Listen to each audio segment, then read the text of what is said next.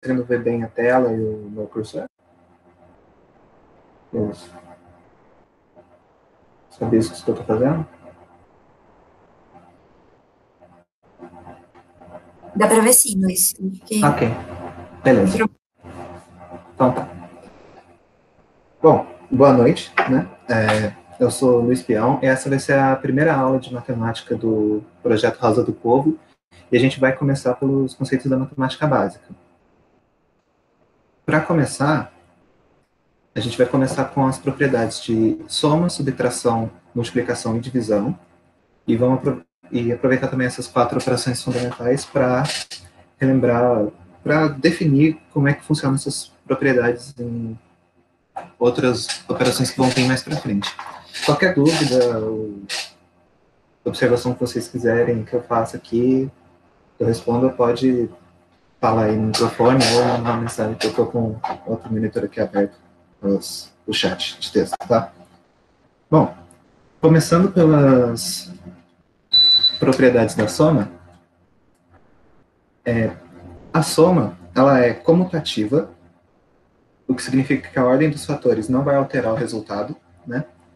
3 mais 5 igual a 5 mais 3, é o exemplo que eu coloquei aqui.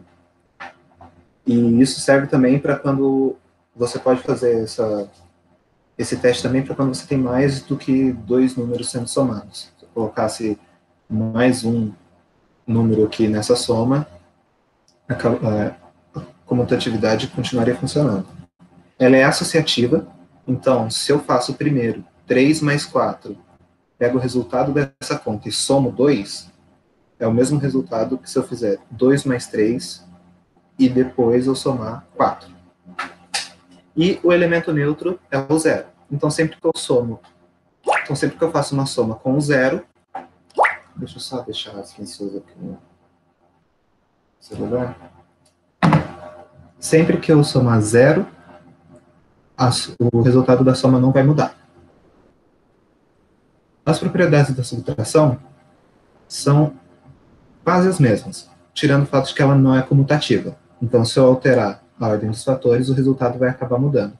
3 menos 5 é menos 2, e 5 menos 3 é mais 2. Então, o resultado aqui muda de acordo com a ordem dos fatores que estão sendo subtraídos. Agora, passando para a multiplicação e para a divisão, elas têm propriedades um pouco diferentes.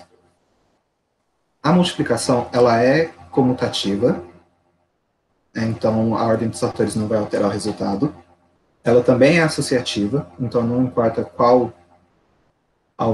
os dois números que eu comece fazendo essa operação, só que o elemento neutro dela é 1, não é o zero. Então sempre que eu multiplicar um número por 1, não vai alterar o resultado. Sempre que tiver um meio de multiplicação, não vai alterar o resultado. E eu não coloquei aqui, mas todo produto, né, que seja com zero na multiplicação, então, por exemplo, se eu faço aquele primeiro exemplo, 5 vezes 3, e eu multiplico por zero, vai sempre ser zero. Toda multiplicação que tiver o elemento zero na multiplicação, o resultado vai ser zero. Agora, a divisão, ela é não comutativa, então 5 dividido por 3 é diferente de 3 dividido por 5. Ela é não associativa, então se eu faço 15 dividido por 5 dividido por 3, isso aqui vai dar um resultado diferente de fazer 15 dividido por 5, que eu vou dividir por 3 depois. Colocando isso em forma de fração, fica mais claro que na fração ficaria assim, esse primeiro exemplo, e esse segundo exemplo ficaria dessa forma. Então, o resultado ele muda dependendo de quais os dois números que eu vou calcular primeiro. O elemento neutro é quando o denominador igual a 1. Se eu divido qualquer número por 1, ele não se altera. Como eu coloquei aqui, 5 é igual a 5 dividido por 1. E o quociente de numerador zero vai ser sempre zero. Então, se eu colocar 0 sobre 5, isso vai ser igual a zero. Se eu coloco 0 sobre 8, vai ser igual a zero também. Até aqui tudo bem, nenhuma dúvida, né? Okay. Bom, agora indo para razão e proporção. Começando pela razão, ela é uma relação entre dois elementos, em que dados A e B, com B diferente de zero, a razão de A para B é igual a A sobre B. Então, basicamente, a razão entre dois números é a divisão entre eles. Eu coloquei aqui esse exemplo. Se um carro ele anda 16 km em 15 minutos, qual seria a velocidade desse carro em km por hora? Isso é uma razão.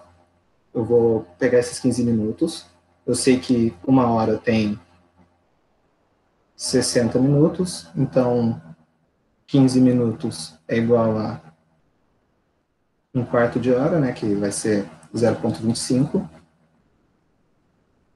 E quando eu for fazer essa divisão, 16 sobre 0,25, vai resultar em 64 km por hora.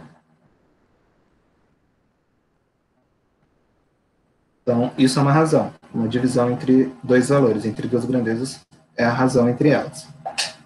Certo? A proporção é uma relação de igualdade entre duas razões. Então, é o exemplo que eu coloquei aqui. Se um carro ele anda 18 km em 30 minutos, quantos quilômetros ele vai andar em 20 minutos? Então, isso vai também ser complementado aqui pela regra de 3.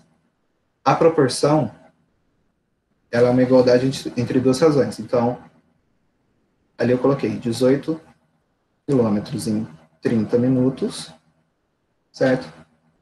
Eu vou ter aqui x quilômetros em 20 minutos. Isso aqui é uma relação de proporção, porque eu estou igualando duas razões. Para a gente fazer um cálculo desse tipo aqui, que envolve uma proporção, a gente usa a regra de 3. A regra de 3, como está escrito aqui, é usada para encontrar um valor quando existem duas grandezas que variam na mesma razão. Então, basicamente, eu vou calcular um valor que esteja dentro de uma proporção, certo? Pode ser usado com grandezas diretamente ou inversamente proporcionais e na sua forma simples ou composta. Já vou passar por essa parte. A forma simples de grandezas diretamente proporcionais é isso que eu fiz aqui. Então, se eu tenho 18 km em 30 minutos, ele vai andar menos em 20 minutos. Eu vou fazer uma multiplicação cruzada aqui, então vai ficar 18 vezes 20 é igual a 30x. E para eu resolver essa equação aqui, eu posso dizer que x é igual a 18 vezes 20 sobre 30. Quarto zeros vai ficar igual aqui a 12 quilômetros. Essa aqui é a regra de 3 simples e diretamente proporcional. A regra de 3 inversamente proporcional, ela acontece quando as grandezas, quando uma grandeza sobe, a outra diminui. Então, por exemplo, se eu tenho um pedreiro e ele consegue levantar um muro em um dia, se eu tiver dois pedreiros, eles vão levantar o muro em X tempo, ok? Esse tempo, ele vai diminuir. Se ele vai diminuir, eu não posso fazer essa regra de 3 dessa forma, porque a proporção, ela está inversa. Para eu resolver um problema desse tipo, eu tenho que inverter uma das duas razões. Invertendo essa primeira aqui, vai ficar desse jeito. E fazendo essas contas, a gente vai chegar no resultado que x é igual a meio-dia.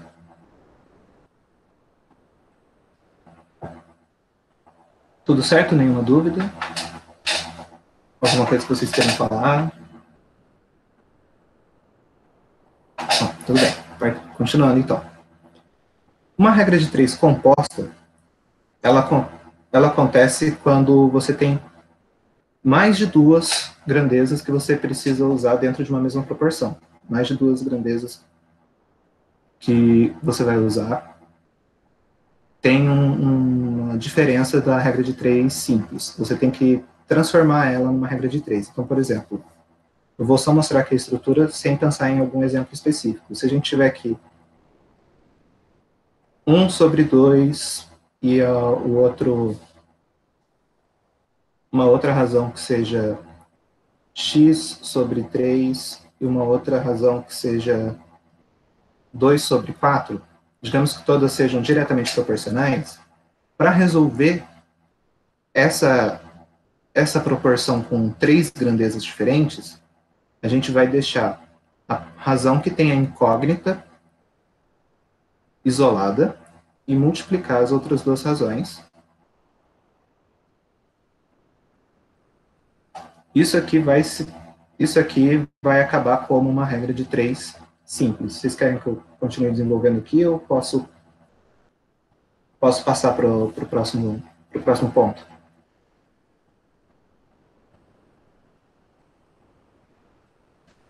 Bom, eu vou passar para o próximo aqui. Se alguém quiser que eu volte, é só falar depois. Certo? Bom. Perfeito. Então já passou. Ok, a porcentagem, né, ou razão percentual, é o tópico que a gente vai ver agora, é uma relação proporcional entre uma grandeza e uma razão de denominador 100, certo? Então, a gente vai pegar esse exemplo aqui, em que um produto ele custa R$80, ele recebe um desconto de 20%. Então, qual o valor pago no final por esse produto? Para a gente conseguir calcular esse valor final, a gente tem que fazer essa proporção entre o valor total e essa razão percentual. Então, no caso, 80 equivale a 100%, certo? E aqui x, vai ser um valor que a gente vai ter que subtrair depois, equivale a 20%. Fazendo essa conta que eu vou fazer de um jeito mais rápido agora, x vai ser igual a R$16.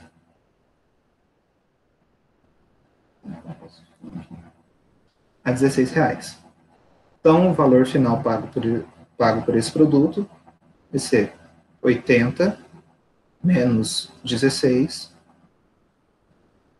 que vai ser igual a R$64.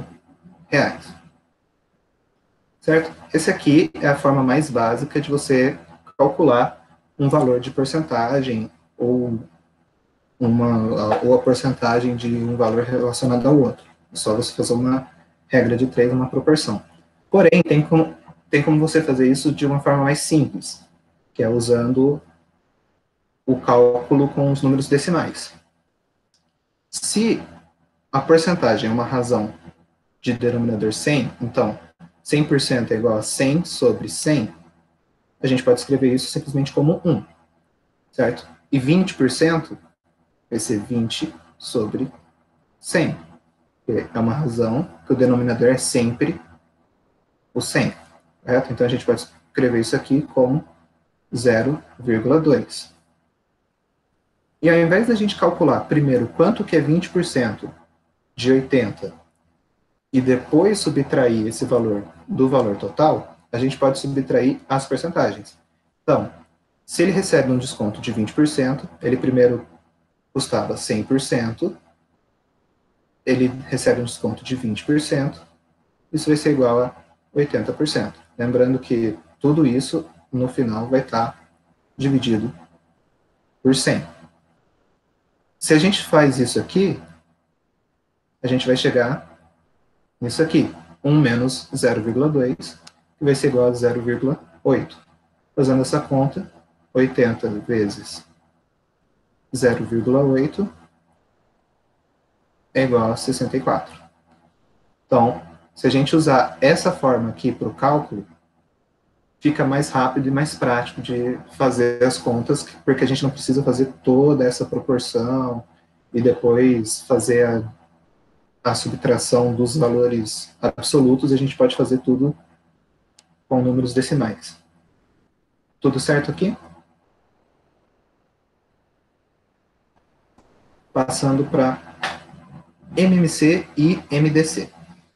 O MMC, ele é o mínimo múltiplo comum.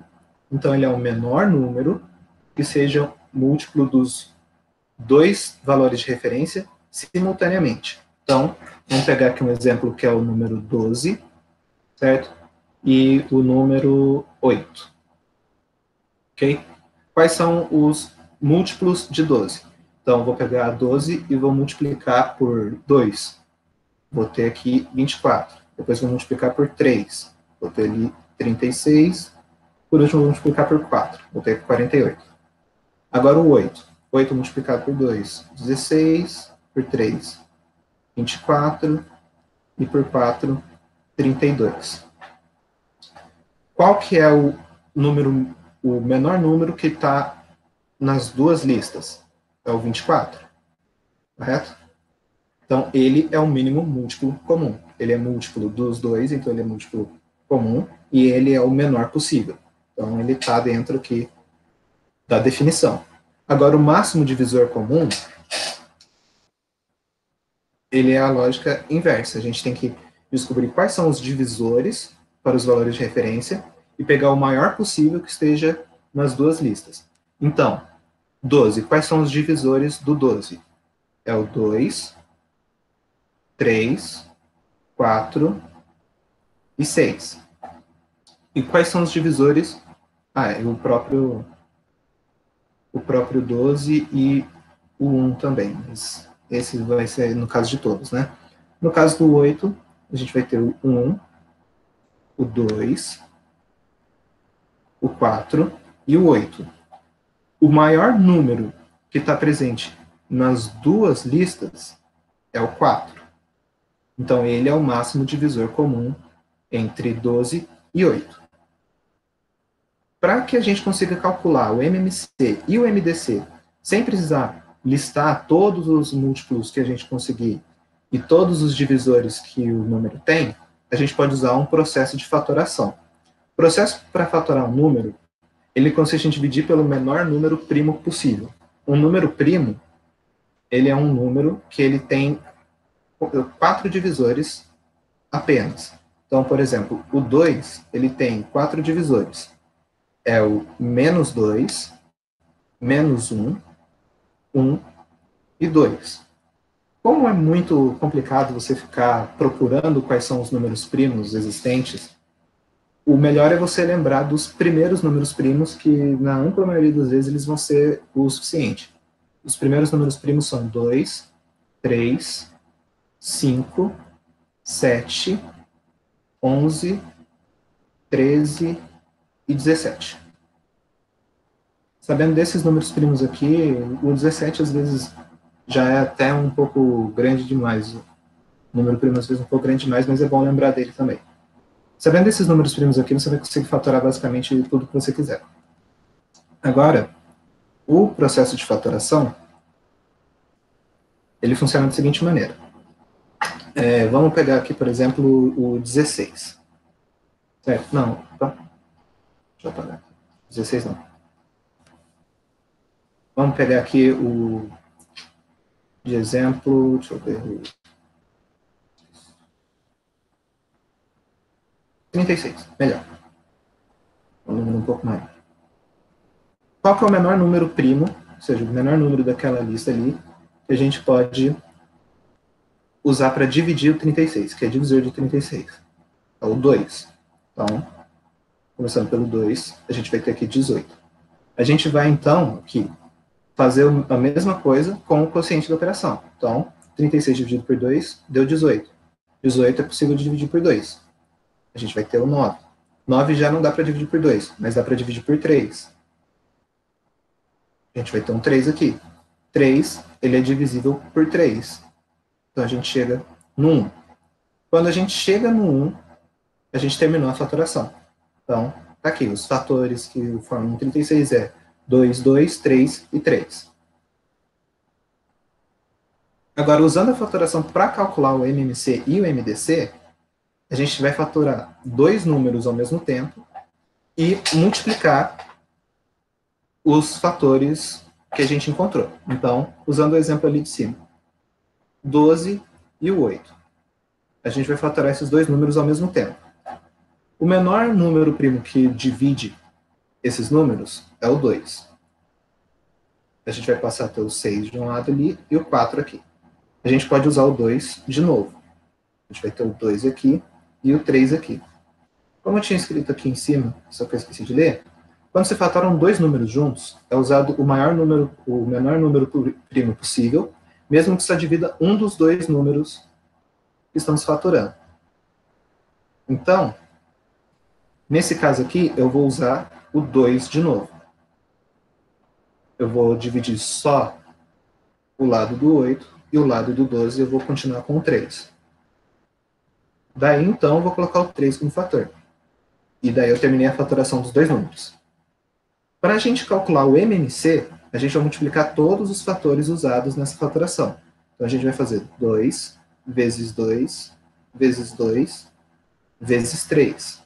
Isso aqui vai dar 4 vezes 6, que é igual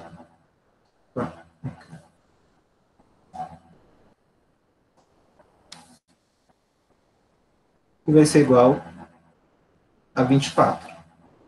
O valor bate com o que a gente encontrou aqui em cima. Agora, o MDC, a gente vai multiplicar apenas os fatores que dividem os dois números da fatoração ao mesmo tempo. Então, nesse caso, é o 2 e esse outro 2 aqui. Esses dois últimos números a gente não vai usar, porque eles multiplicam só um dos números de cada vez. Então, o MDC ele vai ficar 2 vezes 2, que vai ser igual a 4. O MDC também, usando esse cálculo, bate aqui com o que a gente tinha encontrado na lista anterior. Tudo certo aqui? Querem que eu faça algum outro exemplo?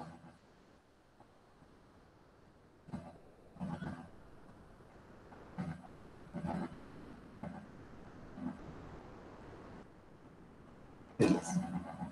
Agora a gente vai para potenciação. A potenciação ela é a operação utilizada para multiplicar n fatores iguais. Então eu vou passar direto por exemplo, que daí fica mais claro. Esse exemplo aqui, 3 elevado a 4. Então, 3 é a base, 4 o expoente. Eu vou multiplicar ele 4 vezes, certo? E o resultado vai ser 81.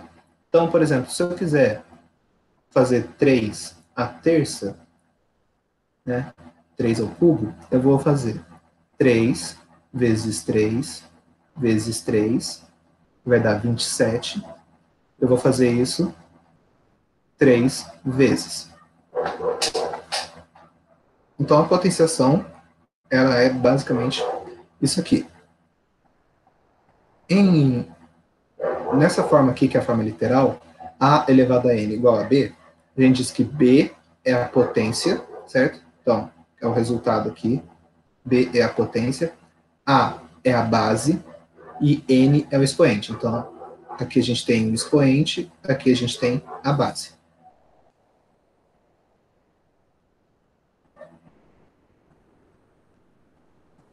Basicamente, potenciação é isso. É a multiplicação de um mesmo fator N vezes. Então, o que eu colocar aqui em cima, eu vou multiplicar esse fator por essas vezes. Na potenciação, a gente também pode simplificar, por exemplo, ali a gente tem 3 à quarta. Isso pode ser simplificado como 3 ao quadrado vezes 3 ao quadrado. Se a gente souber quanto que é 3 ao quadrado, que é igual a 9, isso já fica mais simples, que vai dar 9 vezes 9, a gente sabe que é 81. E quando a gente multiplica, certo, potências, a gente vai somar os expoentes. Então, 3 à quarta é igual a 3 ao quadrado vezes 3 ao quadrado, da mesma forma que 3 ao quadrado vezes 3 ao quadrado é igual a 3 à quarta. E da potenciação, a gente também consegue tirar a radiciação. É porque ela pode ser escrita como uma potência de expoente fracionado. Então, por exemplo, ali a gente tem aqui a gente tem a raiz quadrada, a raiz cúbica, desculpe, raiz cúbica de 8. A gente pode escrever isso como 8 elevado a 1/3. Mas isso aqui vai ficar melhor quando a gente for ver funções, né, que envolvem potenciação e radiciação. A radiciação é a operação usada para encontrar um elemento que multiplicado n vezes resulta no número do radicando. Então, aqui nesse caso, 2/3 é igual a 8. Porque 2 vezes 2 vezes 2 é igual a 8, certo? Ou seja, a raiz cúbica de 8 é igual a 2. Certo? Essa parte aqui, a definição simples aqui, não ficou nenhuma dúvida, né? A gente também pode encontrar o valor de uma raiz usando a fatoração. Então, por exemplo, se a gente for fatorar o número 16, a gente quer encontrar a raiz quadrada. Então, aqui, a gente tem a raiz cúbica, certo? Então, a gente tem que multiplicar 3 vezes um valor. A raiz quadrada, ela normalmente não tem número ali em cima, mas é a mesma coisa que se eu colocasse um 2. A gente quer encontrar a raiz quadrada de 16, certo? Se eu tirar esse 2 aqui, vai significar a mesma coisa. Eu posso fatorar. Eu vou ter aqui essa fatoração. Vou fazer aqui mais rapidinho. Eu vou ter essa fatoração. Para encontrar a raiz quadrada do 16, o que eu faço? Já que ela é ao quadrado, ou seja, é um 2 aqui, eu tenho que encontrar pares de números iguais. Então, eu tenho um par de 2 e um outro par de 2. Eu vou pegar esses pares e vou multiplicar os números que tem dentro deles. Então, vou ter 2, que é desse parzinho aqui, vezes 2, que é desse outro parzinho aqui, vai ser igual a 4. 4 vezes 4 é igual a 16. Então, a gente chegou nele usando a fatoração, e aqui embaixo a gente provou que a raiz quadrada de 16 realmente é 4. Só que, por exemplo, se a gente for fazer a raiz quadrada de 8, que já é um número que eu já coloquei ali, vocês vão ver que não tem como conseguir os pares certinhos. Se eu for colocar aqui, certo? Eu vou chegar aqui, eu vou ter 3 números 2. Então, o que acontece? Eu posso pegar esse par aqui, certo? E eu vou deixar ele isolado. E esse número aqui, como ele não tem um par, como ele não completa, né, um par com outro número 2, eu vou colocar ele dentro de uma raiz. Então, eu tenho aqui que a raiz quadrada, fazendo isso, eu consigo encontrar que a raiz quadrada de 8 é igual a 2 raízes de 2. A gente sabe que 2 é um número primo. E sempre que um número ele é primo, a gente não calcula o valor exato da raiz, porque isso seria uma dízima periódica. Ou seja, seria um número que tem infinitas casas depois da vírgula. Então a gente usa como raiz de 2 mesmo, que já é o valor mais exato possível. Raiz de 2 não tem como a gente encontrar um valor numérico bonitinho, alguma coisa, vírgula, alguma coisa. Tudo bem? Entenderam aqui a parte de potenciação e radiciação? Ficou alguma dúvida?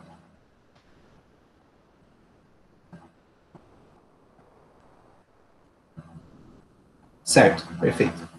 Então, por último aqui da parte de matemática básica, a gente tem a notação científica.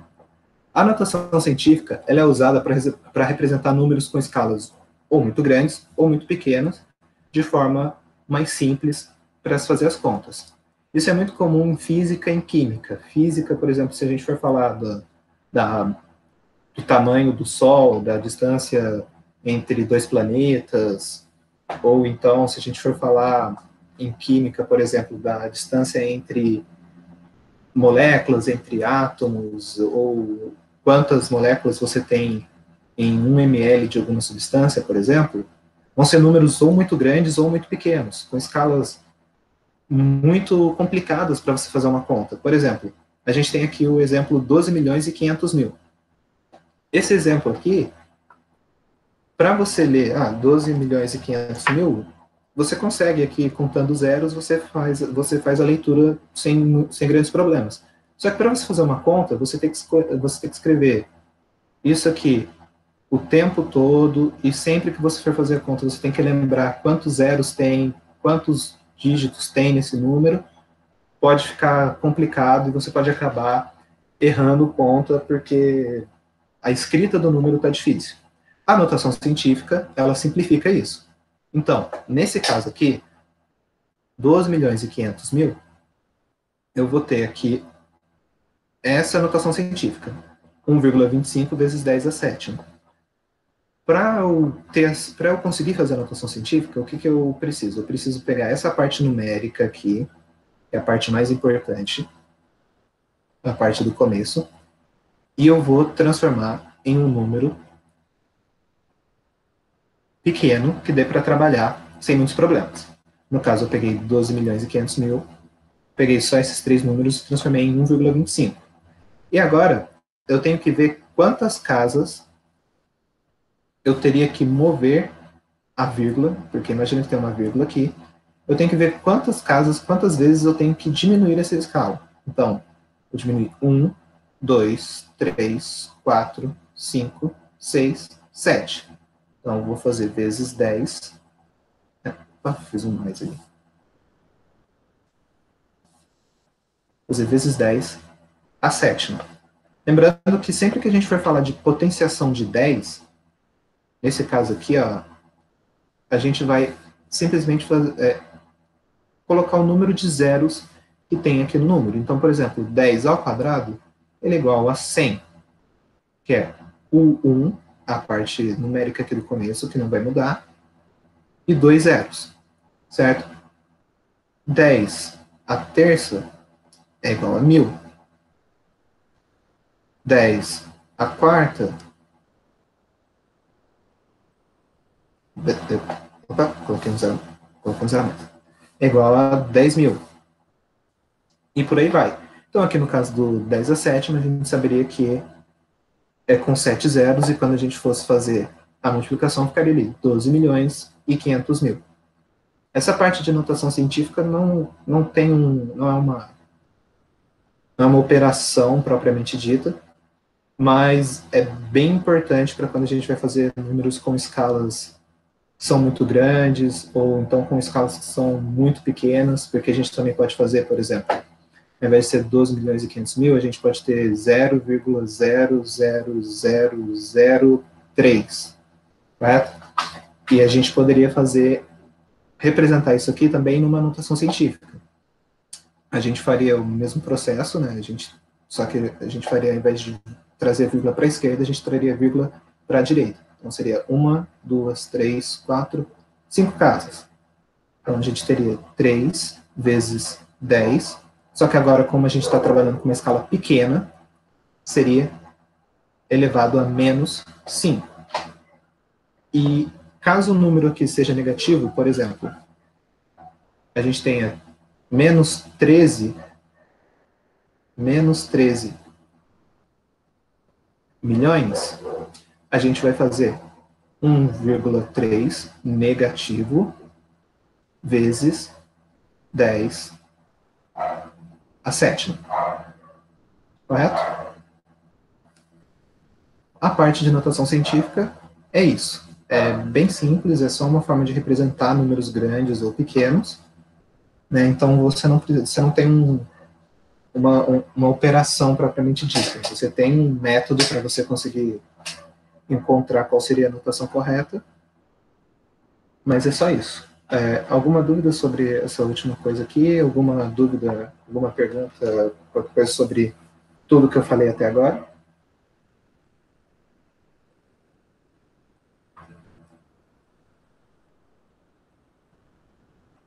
Ok, então, perfeito. Por último, só uma coisa que eu não coloquei aqui nos slides, eu vou voltar aqui para o começo, que é para falar sobre as operações básicas usando frações, né? Então, por exemplo, no caso da soma, quando a gente vai somar duas frações, por exemplo, vou somar 1/2 mais 3/2, por exemplo, como as bases são, os denominadores são iguais, certo? A gente vai simplesmente somar a parte de cima, vai ficar 4/2, correto? Porque aqui a parte de baixo é igual, então é a mesma coisa que a gente fazer isso aqui, certo? Só que, se não forem iguais os números embaixo, daí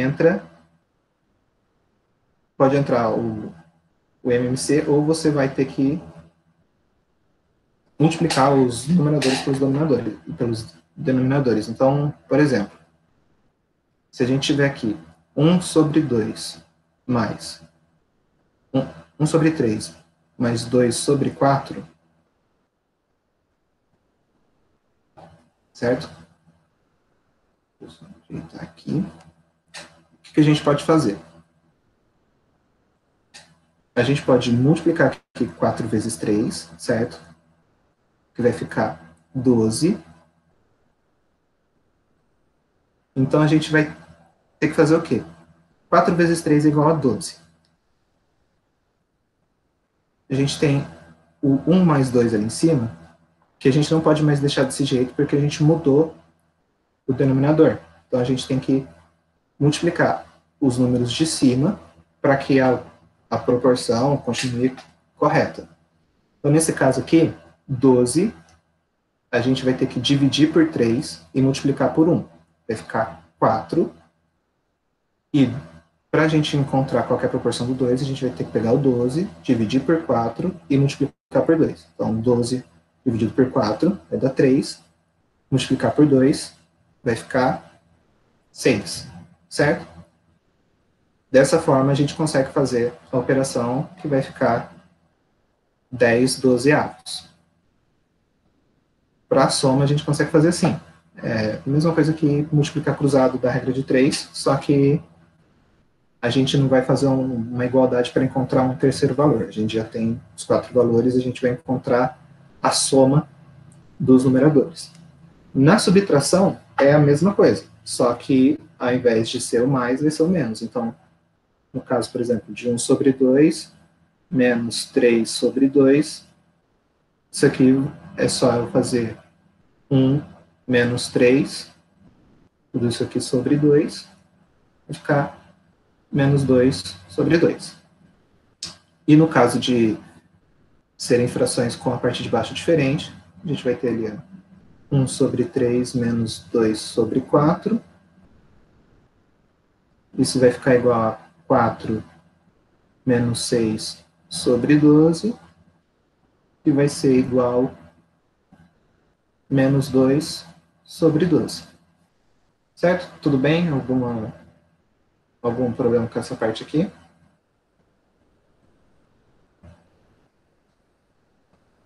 Beleza.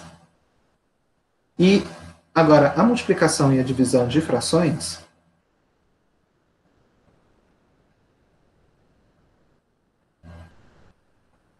deixa eu só apagar essa parte aqui.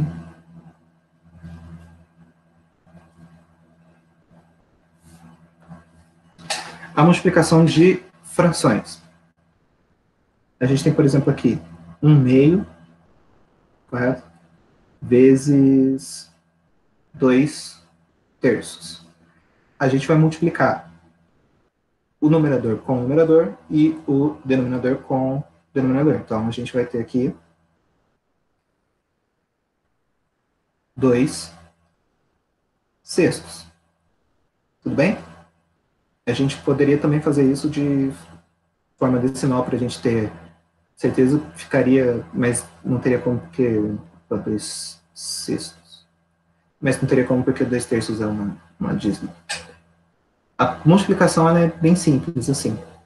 Agora, a divisão de frações, vamos pegar aquelas mesmas frações. 1/2 dividido por 2/3. A gente faz uma multiplicação dos extremos com os extremos e dos internos com os internos. Então, nesse caso, eu multiplicaria 1 vezes 3 e multiplicaria 2 vezes 2, que vai ser igual a 3 sobre 4. Né? Dessa forma aqui, a gente consegue fazer a divisão entre frações, certo? Divisão entre uma fração com duas frações de elementos. Se a gente tiver, por exemplo, pegar esse exemplo aqui, que é 15 sobre 5 dividido por 3, o 15, a gente tem que ler ele como uma fração, certo? Só que com o denominador 1. Então, a gente vai ter 15 sobre 1 dividido por 5 sobre 3. E a gente vai fazer a multiplicação com o mesmo processo, que vai acabar 3 vezes 15 sobre 5. Eu posso simplificar o 5 com 15, né?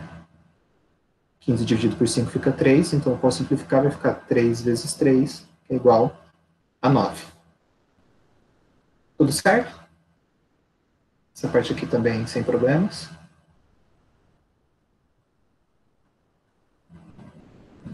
E aqui. A potenciação de uma fração, ela pode ser feita simplesmente fazendo a potência dos dois fatores aqui. Então, 2 sobre 4 elevado ao quadrado é a mesma coisa que 2 ao quadrado sobre 4 ao quadrado. Certo? Vai ficar 4 sobre 16. E aqui também tudo bem.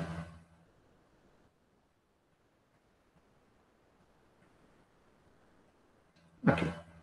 E da mesma forma, como eu disse, a radiciação ela pode ser lida como uma potenciação de um expoente fracionário. Então, a raiz de uma fração, certo? A raiz aqui de 16 sobre 4, por exemplo, é igual a raiz de 16 sobre a raiz do número 4, que vai ficar igual aqui a 4 sobre 2.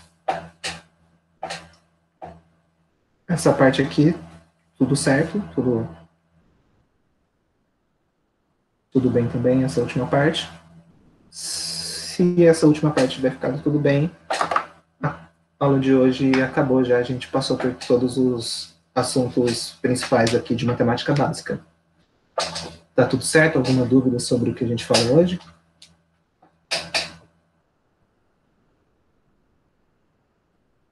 Acho que não tem nenhuma dúvida, então.